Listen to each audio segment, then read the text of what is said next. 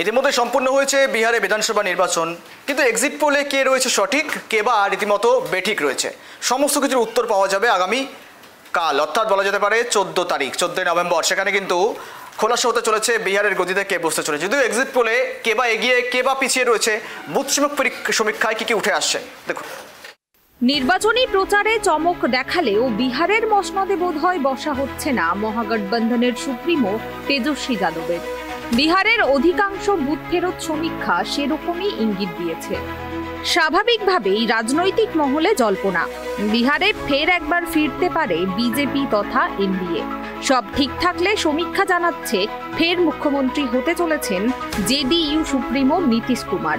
তবে আসল প্রশ্ন হলো, এক্সিট পোল কি সঠিক? এই ধরনের সমীক্ষা আসলে সবটাই অনুমান। অনেক ক্ষেত্রে এক্সিট পোলের ফলাফল মিললেও বহু ক্ষেত্রেই ফল উল্টে গিয়েছে। অন্তত বিহারের ক্ষেত্রেই অনেকবার সফল হয়নি বুথ ফেরত সমীক্ষা। বিহারের এক্সিট পোল।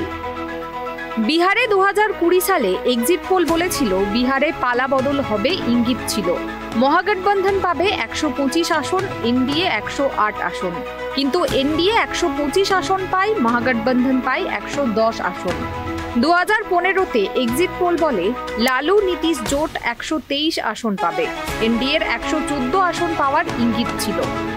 দেখা যায় লালু নীতিশ জোট পেয়েছে 178 আসন, এনডিএ আটকে গিয়েছে মাত্র 58-তে। দেখা যাচ্ছে 2015 এবং 2020 দুবারই পুরোপুরি ব্যর্থ এক্সিট পোল। 2025-এর নির্বাচনের এক্সিট পোলে বিহারে এনডিএর জয়জয়কার। বুথ ফেরত সমীক্ষা অনুযায়ী ফের পরাস্ত তেজস্বী যাদবের নেতৃত্বাধীন মহাগঠবন্ধন। প্রায় মুছে গিয়েছে শতাব্দী প্রাচীন কংগ্রেস। ক্ষমতায় ফিরতে চলেছে জেডিইউ সুপ্রিমো নীতিশ কুমারের নেতৃত্বাধীন এনডিএ।